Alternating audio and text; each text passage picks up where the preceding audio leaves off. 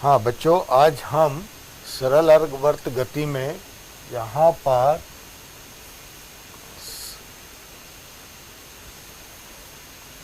सरल आवर्त गति में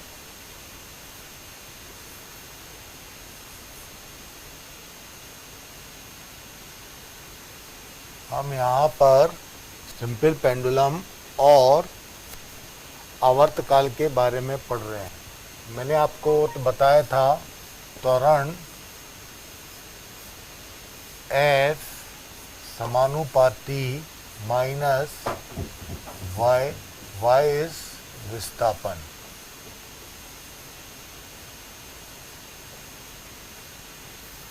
ठीक, और इसको हमने सॉल्व किया था तो F बराबर कितना आ रहा था, minus omega square Y. Omega को आप हटा दीजिए तो F बराबर कितना आ रहा है, ओमेगा स्क्वायर वाई। ठीक, तो ओमेगा इक्वल टू कितना आ जाएगा, under root F upon Y. ठीक है, तो देखिए अगर मैं इसका आवर्तकाल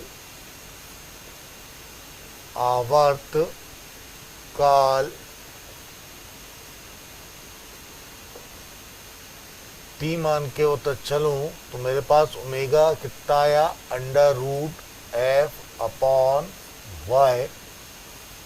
ओमेगा इक्वल टू कितना है, 2 pi upon capital T equal to under root F upon Y.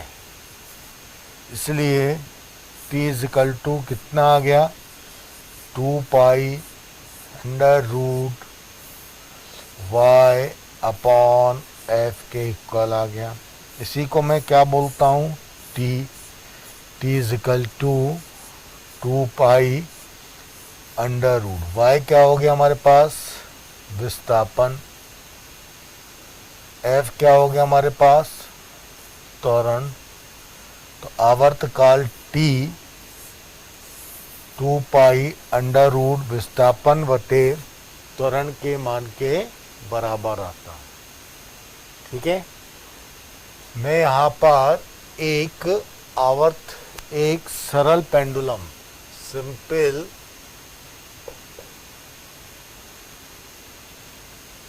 Pendulum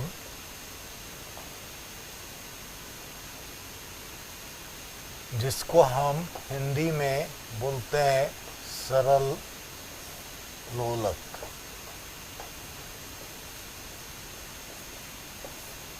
का आवर्त काल यहाँ पर कैलकुलेट कर रहे हैं। इस सरल लोलक का आवर्तकाल कैलकुलेट करने के लिए मैं एक कॉन्सेप्ट लेता हूँ। सपोज करिए ये पेंडुलम है, सरल लोलक यहाँ से कनेक्टेड है।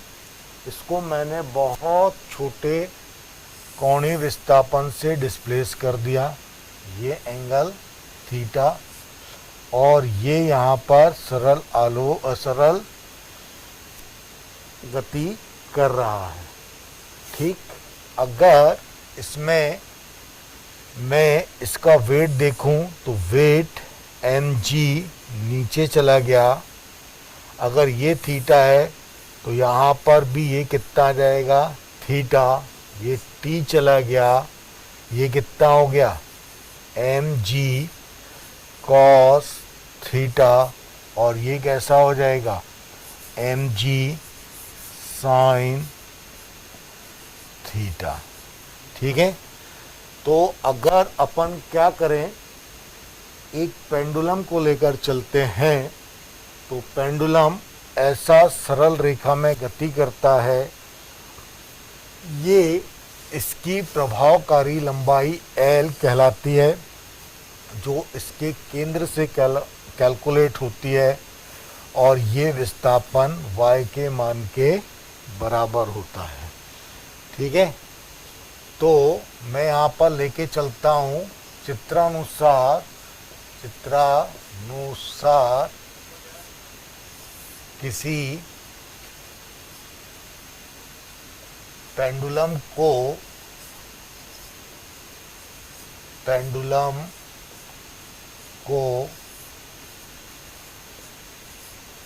सूक्ष्म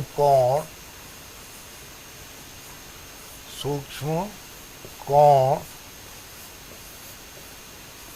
थीटा से विस्थापित किया जाता है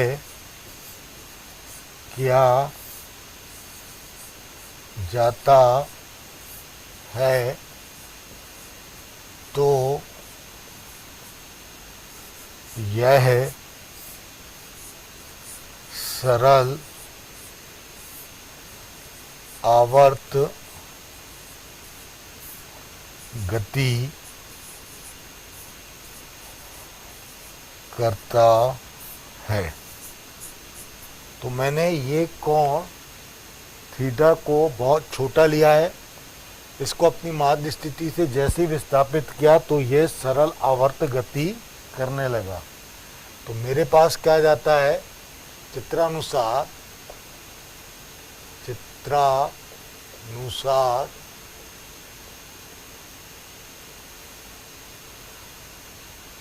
mg का घटक mg cos थीटा तनाव T को बैलेंस करता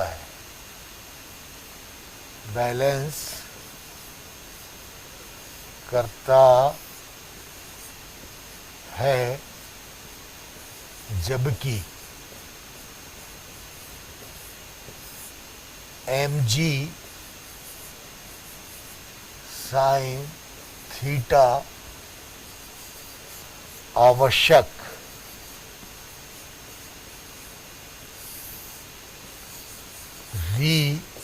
रीस्टोरिंग फोर्स प्रदान करता है। रीस्टोरिंग फोर्स क्या होता है, जो पेंडुलम को अपनी माध्य स्थिति से विस्थापित करने के बाद इसको वापस लेके आता है, वो कितने के इक्वल हो गया, mg sin थीटा। तो देखिए हमारे पास, ठीक है, बल F, ठीक, या ऐसा कर लीजिए, यहाँ पर अवश्य रीस्टोरिंग फोर्स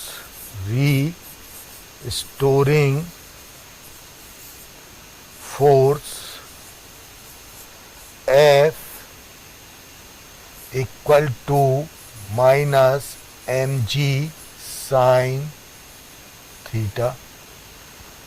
ठीक, थीटा यहाँ पर बहुत छोटा कोण है, तो मैं यहाँ पर क्या लिख सकता हूँ, चूंकि थीटा अत्यंत सूक्ष्म है,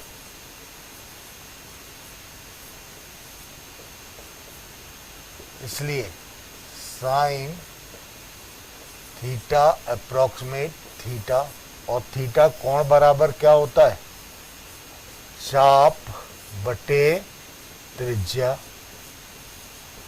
तो देखिए मेरे पास क्या कंडीशन हो गई,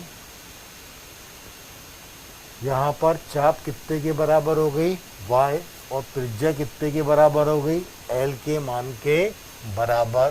तो मैं डायग्राम में यहाँ पर क्या करता हूँ, y/l कर देता हूँ, एवं बल F को मैं अब कितना लिख सकता हूँ, माइनस mg साइन थीटा, ठीक, बल बराबर मात्रा गुणित त्वरण, ये कितने के बराबर हो गया हमारे पास, त्वरण इक्वल टू माइनस के बराबर हो गया विस्थापन के मान के बराबर। ये दोनों क्वांटिटी कैसी हो गई यहाँ पर, अचर हो गई, ठीक है। इसलिए एफ को हम क्या बोल देते हैं, त्वरण समानुपाती माइनस वाई। वाई हमारे पास कैसा हो गया, विस्थापन हो गया, ठीक है। इसलिए हम क्या लिख सकते हैं, पेंडुलम सरल आवर्त गति करता है। यह सरल आवर्त गति की हमने आपको परिभाषा कराई थी, त्वरण F बराबर माइनस वाई।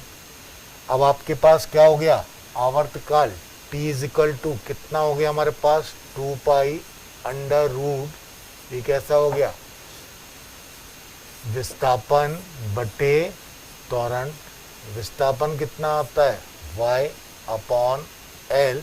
और अब भी हमने यहाँ पर क्या निकाला, देखिए F बराबर minus G upon L into Y, ठीक है। तो इसको हम क्या लिख सकते हैं, F बराबर minus G upon L into Y. Minus sign को हटा दूं तो y अपॉन, इसको इसके नीचे लेके आइए, y अपॉन एल बराबर है ना, त्वरण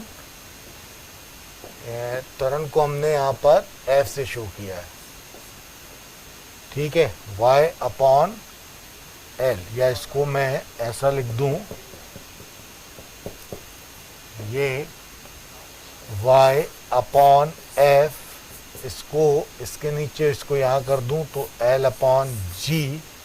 तो आपके पास सिंपल पेंडुलम का आवर्तकाल t equal to 2 pi under root L upon G के मान के बराबर आता है, ठीक है। तो ये सरल या सिंपल पेंडुलम का आवर्तकाल t equal to 2 pi under root L upon G की वैल्यू के इक्वल होता है, ठीक है। इसको अच्छे से आप नोट कर लीजिए, it is a important term.